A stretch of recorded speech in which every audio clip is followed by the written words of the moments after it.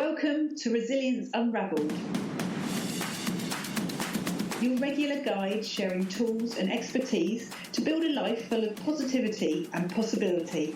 Here's your host, Russell Thackeray. So today I'm talking to Dan Simons, and I'm been really looking forward to this for quite a while, since Janet suggested Dan as a podcast guest. And you'll discover why quite quickly, because he and some of his research have become standard fare for us in psychology, and some really, really brilliant work he's done over the course of the last, well, however long. But I'm really looking forward to this. So Dan, hi. Hi, thanks for having me on. It's an absolute treat, and I'm really looking forward to this. So how would you describe who you are and what you do, Dan? I'm a professor in a psychology department, and I do work mostly in the area of visual cognition, which is the study of how perception and attention and cognition interact. So I do work on how we remember visual information and how we focus attention on some information and not other information. So most of my basic research is on things like that and how they tie into things like distraction or what we notice and what we don't notice in the world around us. Fantastic. So, I mean, again, I detect from your accent you're not from the UK, so which part of the world are you in today? I'm in central Illinois, so about 2 hours south of Chicago, right in the center of the United States. And I grew up about 2.5 hours from here in St. Louis, Missouri. Oh wow, fantastic! Yeah. It all sounds so glamorous when you're sitting in the south coast of yeah, England. glamorous isn't how I describe it. We have a lot of corn. Do you? And soybeans. Brilliant. Well, tell me about your career. How did you start doing what you do today?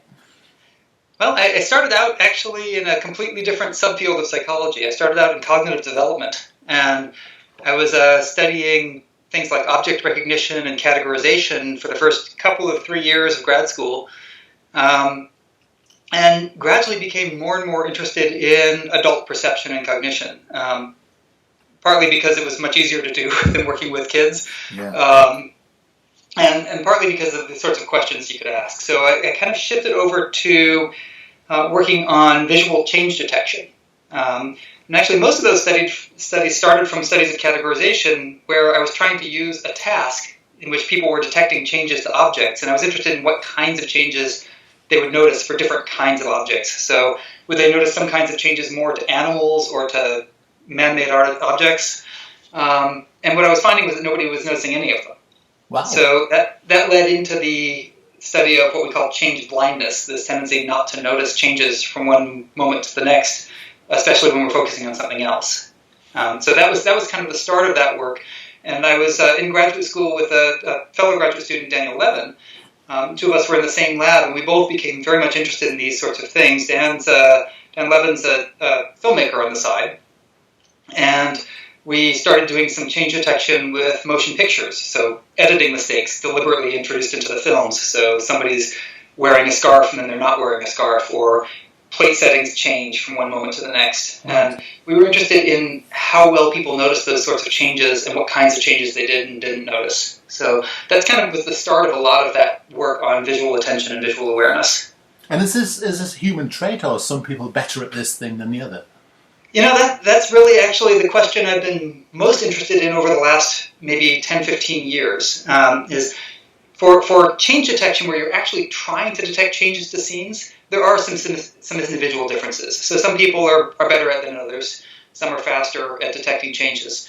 But the differences aren't huge. All of us have these sorts of limits on what we can notice. And one of the things that I find most fascinating is if you think that anybody's going to be good at this sort of change detection, it's going to be people who are maybe really detail-oriented, or people who really make a career out of that. And I've actually interviewed the people who work on Hollywood movie sets, who are responsible for making sure nothing changes from one scene to the next. They're now called script supervisors. And what's fascinating about those folks is not so much that they detect changes that much better, or that their visual memory is any better than yours or mine. They say maybe a little bit, but they really don't think that they're fundamentally different. What's different about them is that they know that they're not great at memory. Right? So most of us don't realize how much we miss. We've had people come into the lab and say, oh yeah, I regularly notice changes in movies. And then we'll sit them down in front of a 1-minute movie and they miss all of the 10 changes we put in the movie. Wow. The reason they think they're good at it is they are fully aware of all of the times when there was a change and they noticed it, but they're not aware of all the changes that they didn't see in the first place. Right. So they go through life thinking, oh yeah, I always notice changes, completely oblivious to all of the changes that they missed. So most of us are like that. We have the wrong intuitions about how much we keep track of. The script supervisors, the people who do this for a living, they know that their memories are fallible, that they don't remember everything in detail, because they get feedback right away. So if they think, hey, this person was wearing a jacket over their left shoulder, not over their right shoulder, and they'll rely on their memory and then they go back and look at the footage and they were completely wrong. They get that sort of check on their memory all the time and they realize how often what they thought they knew perfectly was wrong. Most of us don't get that. So most of us have the wrong intuitions, which I think is actually the most interesting phenomenon out of all of this sort of work that we do on failures of awareness.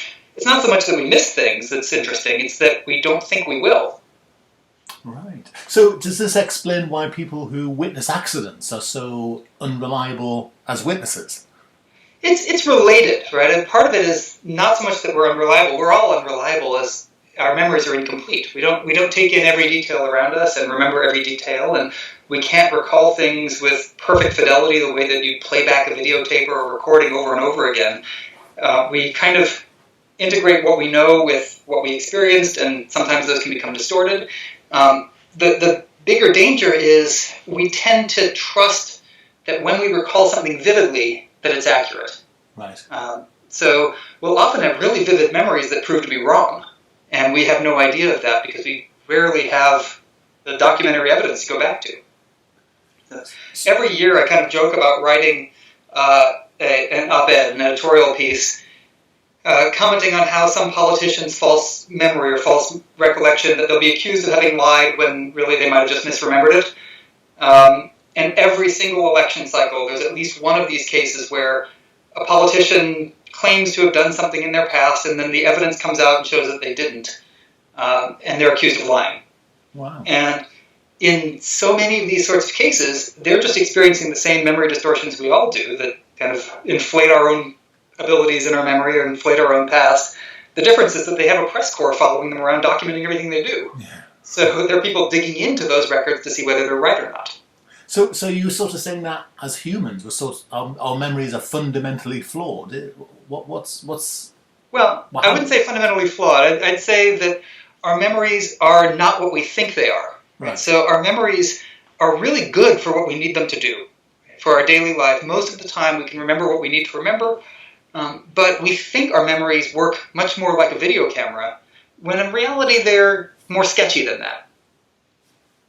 So you often, in my line of work, I often bump into people who tell me about the trauma they've suffered in in younger lives, or as young adults, or as older adults when they're much older themselves.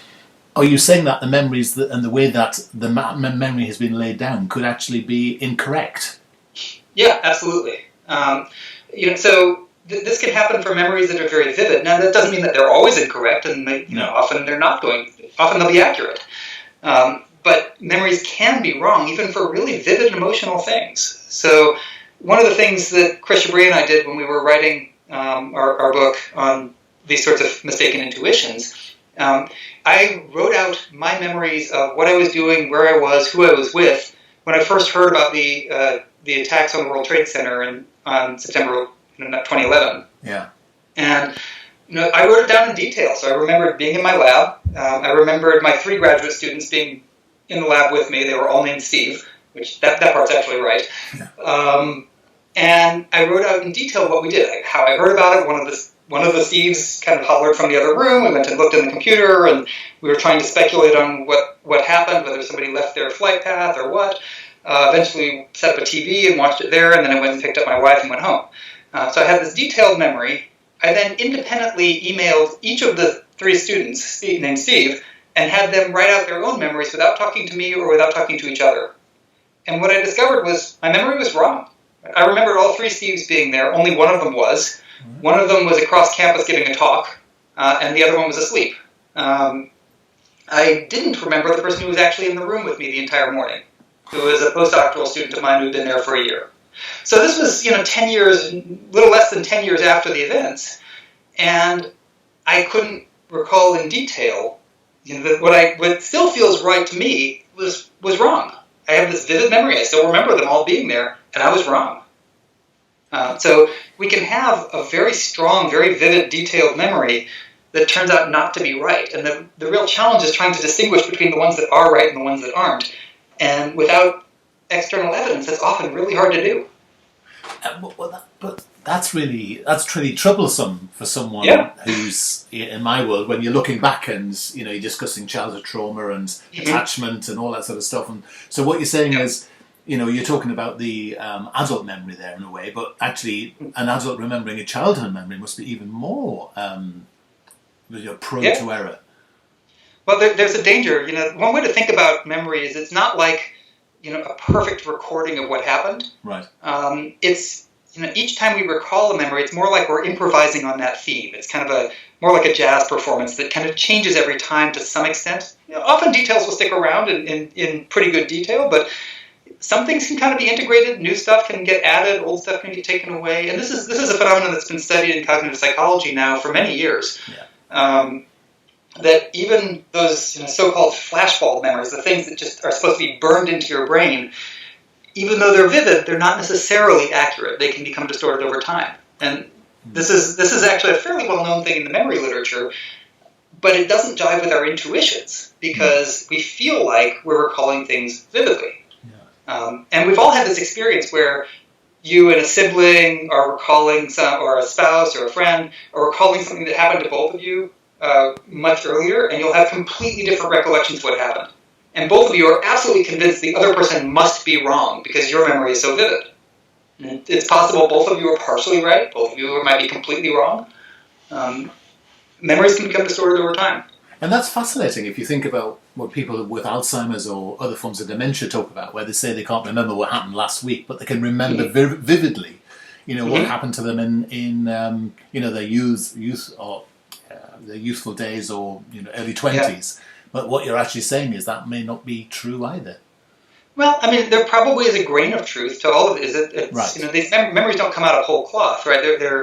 There's got to be some element that triggers what we recall and what we don't. But details can get changed, and the details aren't what we really need. Think about what memory is really for most of the time. It's to help us predict the future. Yeah. It's a story we tell about ourselves and about our history that helps us explain why things happen the way they did and to predict what will happen in the future. And for that, memory is really good, even if the details aren't perfect. So if you're thinking back and you're an optimist or you have very, very high self-esteem, will you tend to make your memories more grandiose? And therefore the reverse be true. If you have low self-esteem, will you be diminishing your impact within your own memories? I don't know if there's any research specifically on how personality interacts with how grandiose our memories become. Yeah. But it wouldn't be surprising, right? If you have a really inflated sense of self, then you're going to cast yourself as the hero in every memory story. So it could well happen that it gets, built up over time. But, there's a sense in which we all do that to some extent, right? Because we are the ones we're the narrator of our own memories, right? We're the ones experiencing the things. So it's not surprising that they kind of get better in the retelling.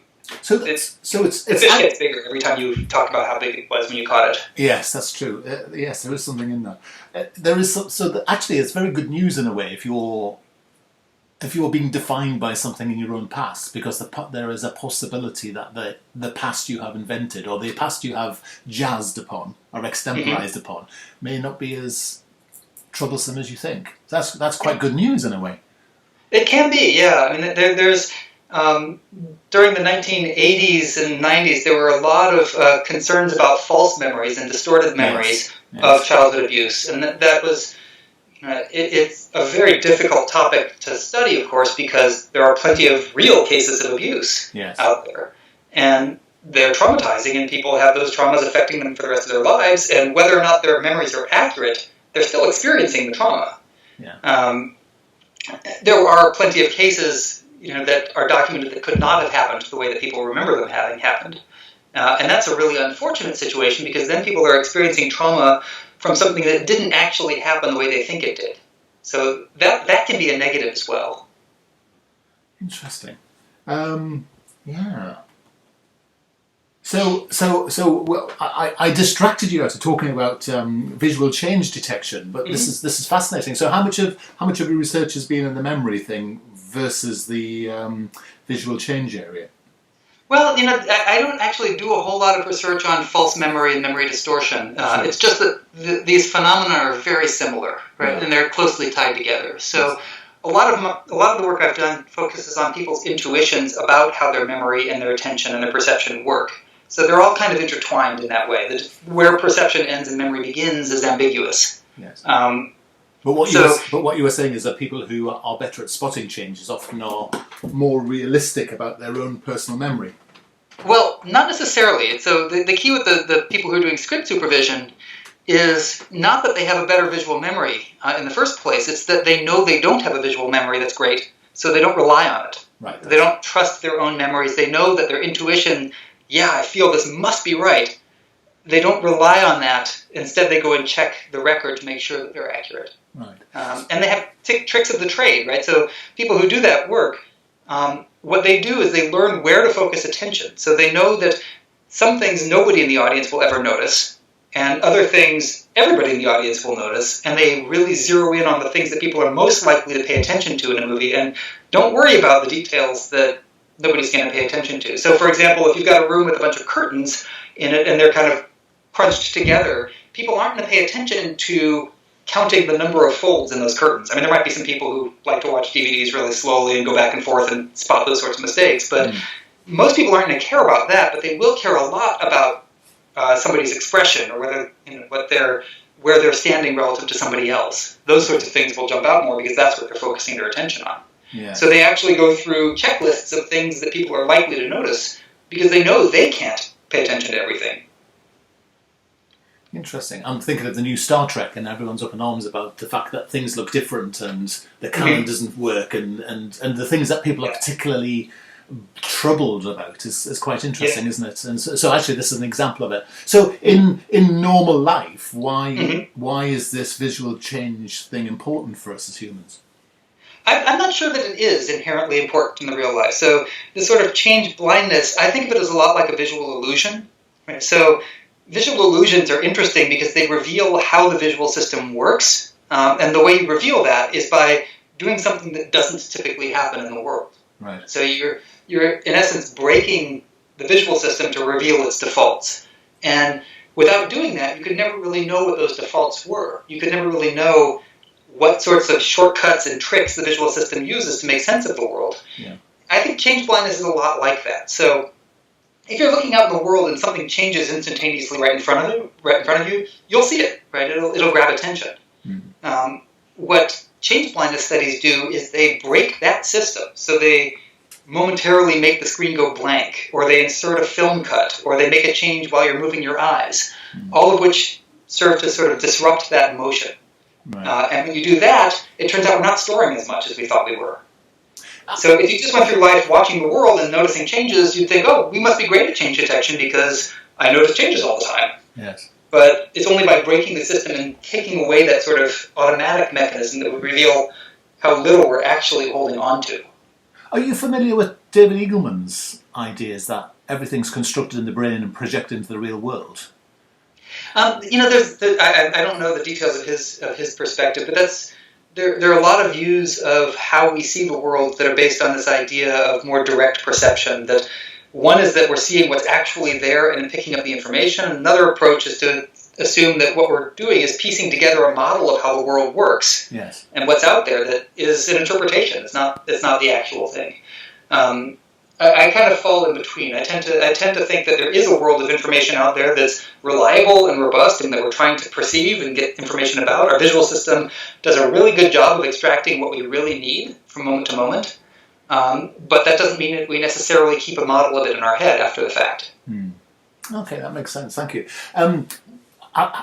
It's fair to say that whether you like this or not, your name's become synonymous with a particular experiment with a particular animal and a particular film. So do you want to take us through that? Because I think as soon as you begin to talk about this, people will hear bells ringing.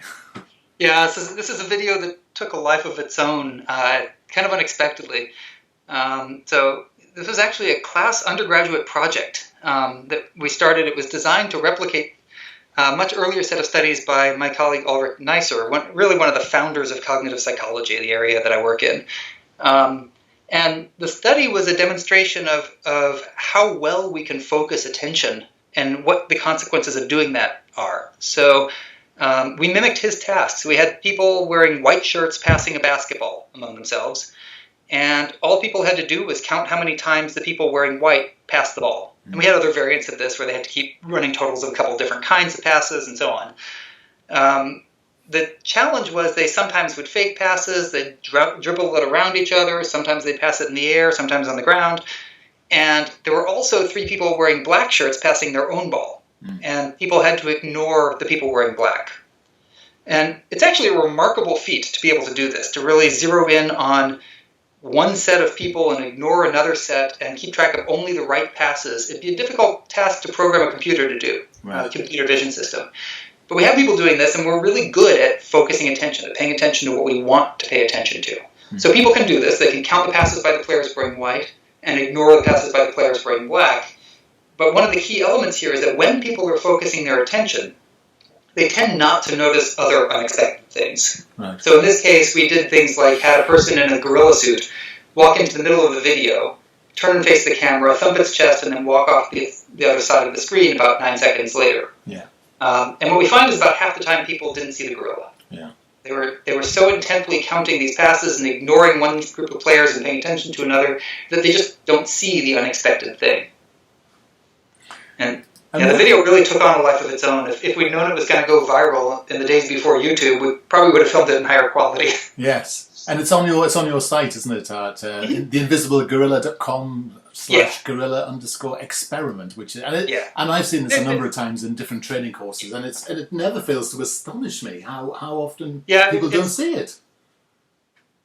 What's interesting to me again is not so much that we miss unexpected things, because we've known that now for 30 some odd years or more, actually well more now. But so that phenomenon, the idea that we could miss something that's not the focus of our attention, isn't surprising to people in my field. But what makes that particular result so compelling is that it's so counterintuitive. Right? And it's counterintuitive because we're convinced that if something really important happens right in front of us, that of course it'll grab our attention and we'll notice it.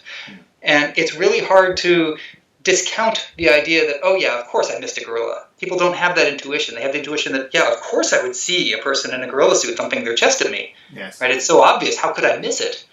And it's that strong intuition that's about what we do and don't notice that's so powerful. So clearly this capacity for humans to be able to zero in and really focus on something is quite fascinating, because working with people with anxiety, they're the people who have seemed to have lost this capacity to really grip their cognitive state. Yeah, there are lots of people who struggle with the ability to focus attention and ignore distraction, right? And it's something that, for the most part, we do really, really well. And it's a crucial skill, right? You wouldn't want to be distracted by everything happening around you that wasn't the focus of your attention. Sure. Right? It'd be debilitating. So that's people often say, well, how can I get rid of this? And how can I always notice the gorilla? And it's like, you don't want to be able to always notice the gorilla, because if you're always noticing the gorilla, you're not able to focus. And focusing is critical. So that's interesting, because we work with a bunch of people with situation response situation awareness? Or? Yeah, that's right. SRS, I think it's called. And I mean, these are people who are completely aware of what the environment around them and are constantly distracted. So I'm guessing one of the cures for that is learning the skill of focusing. Yeah, I mean, I view it less as a skill. It's something that kind of our visual system gives us to some extent by default. So even people who really struggle with distraction, they still are able to focus attention to some extent, right? They're not taking everything in equally. They still will be interested in some things and not in other things. And there's just too much information out there to be able to take in everything at once. We have to selectively focus because our brain's just not built to take in everything. A computer vision system, in principle, could do much better at that, right? Because it doesn't have that same limitation. Interesting. So this leads us on neatly to this idea that it's possible to train your brain to have greater focus, or train your brain to be able to having greater plasticity and such like. But I know you've been doing some research in this area. Can you sort of fill us in on that? Yeah, so there's actually two elements to that. One is that we actually don't find huge individual differences in whether or not people notice unexpected things, which you'd expect if you could train yourself to notice unexpected things. Right? Just like the script supervisors can't really, through training, become perfect at change detection, nobody seems to be able to always notice everything unexpected, right, and still be able to do anything else. So that's one element of that. But the topic you were raising on whether we can train our cognitive performance is really a fascinating one. It's one that has a very long history. So there are lots of things we can do to improve our performance, and practice is great. Right? So if you practice counting basketball passes over and over and over for hours and hours and hours, you get better and better at that task. Yeah. And that's the fundamental characteristic of practice, is that it improves the thing you practice, often with exactly the materials that you practice. But over the last maybe 20 years or so, there have been some interesting claims about how doing sort of brain training programs or brain games, by practicing one set of tasks, you could then improve broadly on cognition in other contexts in your daily life. That's the big claim. So before we go into that, can we talk a little bit about the sort of 10,000 hours claim, which is a regular thing in the sort of pop psychology literature? Do you have a view on that idea that if you practice anything for 10,000 hours, you're going to have mastery in that area? I think the 10,000 hour number is kind of nonsensical. Yeah. And it's an idea that was promoted and somewhat distorted from work by Anders Ericsson many years ago. Malcolm Gladwell popularized that as a rule, but it's really never been framed exactly that way. The idea is that if you look at experts and look at what they did in their lives, they often practiced for many, many, many hours. Yeah. Not always. Sometimes you get prodigies. But they often practiced for tens of thousands of hours. But that doesn't mean that just practicing for tens of thousands of hours guarantees that you'll become an expert. Yeah, exactly. It's a common trait of experts, but it's not necessarily the thing that leads to expertise in a consistent way. No. It's the same thing that if you look at a successful company and say, okay, what did that company do? And you look back at their history and see what they did and say, well, that must be why they were successful. Like, well, not necessarily, because you don't know how many companies did exactly those things and failed. They don't exist in your worldview. Right? So in order to really know whether something contributes to success or failure, you really have to have evidence of how often it succeeds and how often it fails. And that we don't really have good evidence for. Yes. But the idea that you get better with practice, nobody disputes. Right? That's a given. Whether you'll become a grandmaster chess player if you practice enough, probably not. Because there's talent involved too. Yes, and we're sort of nowhere close to understanding talent, but practice we can start to get the grip of. So you were saying that this idea in brain training is that you can practice one thing and it somehow has a halo effect somewhere else, and you've been looking into that. So it's an interesting claim, and it's a provocative claim because it does fly in the face of this idea that our learning is specific. Right. That the thing you've practiced you get better at, which is great. I mean, that's a very useful thing for everybody. Whether or not you've got talent, if you practice something, you'll get better at it.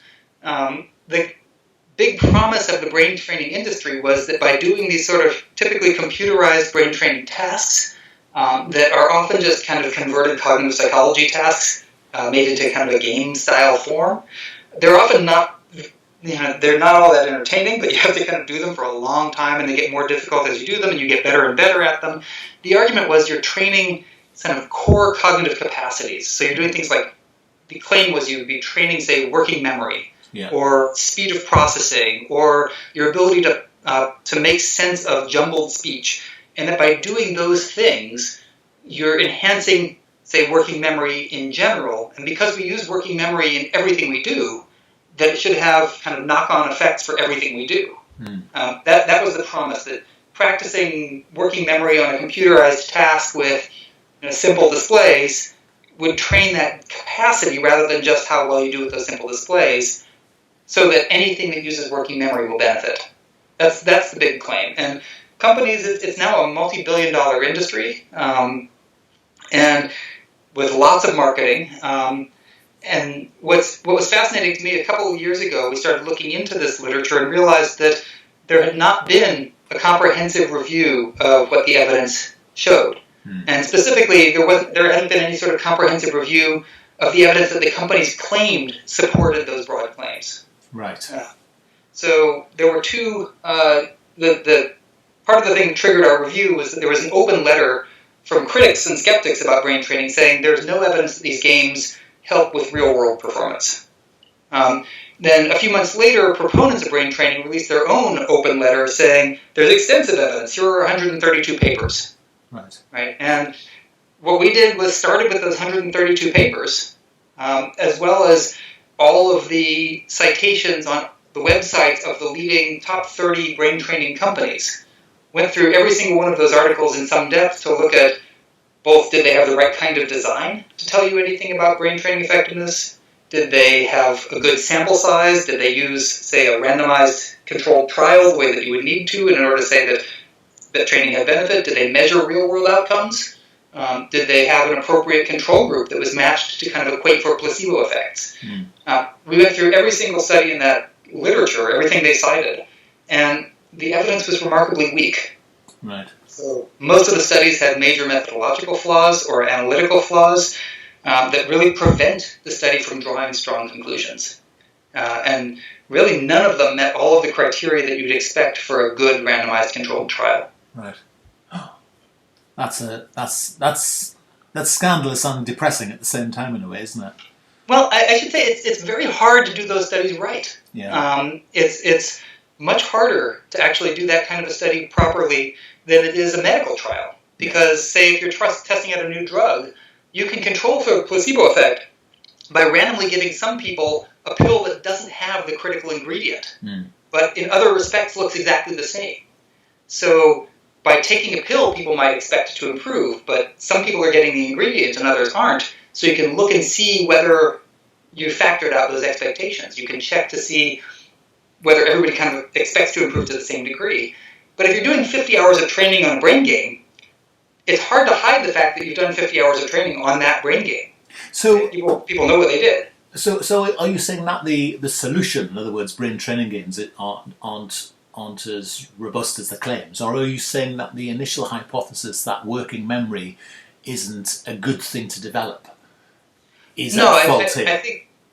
I think there's several issues here. One is that yes, the claims definitely outstrip the evidence. Yeah. I think that's clear cut. In fact, several companies in the United States have been charged with deceptive advertising for those claims, including Lumosity, which is one of the biggest. Yeah, I saw that. So the claims certainly overstepped what the evidence showed, because the evidence doesn't really show anything compelling about real-world performance.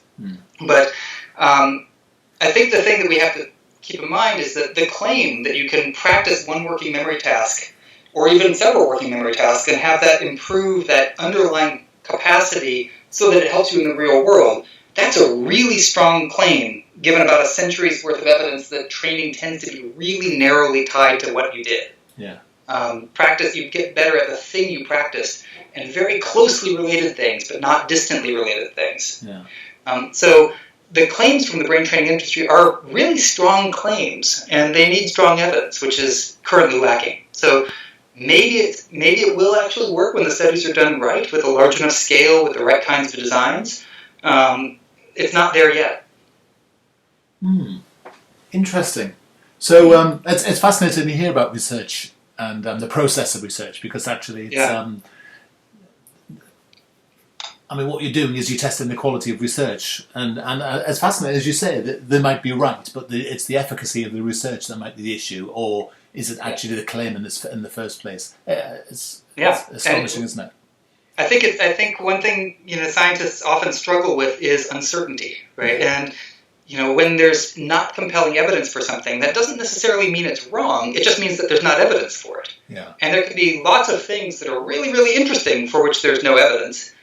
And there can also be things for which there's evidence against the effects. And there's a lot of evidence going back 100 years that when you practice something, your training doesn't tend to transfer broadly. Mm-hmm. So if you practice, for example, we did a change detection task where we trained people for 10 hours on a really simple task where they saw, say, a display with 5 objects on it, photographs of objects, and then, or 10 of them, and then one of them would change.